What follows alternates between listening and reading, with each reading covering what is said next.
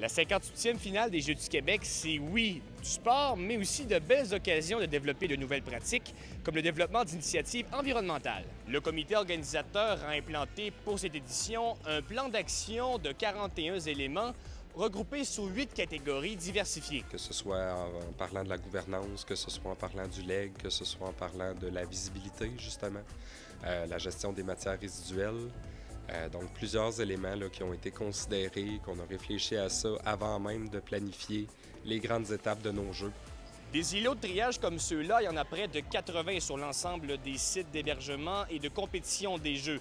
De plus, les bénévoles ont reçu une formation complète à ce sujet.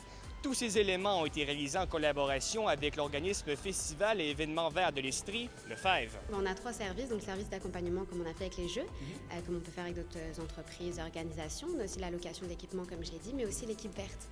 Donc ça, on est présent pendant l'événement pour faire du tri. Cependant, on ne parle pas présentement d'un événement 100% éco-responsable, mais l'organisation tente de maximiser les initiatives vertes.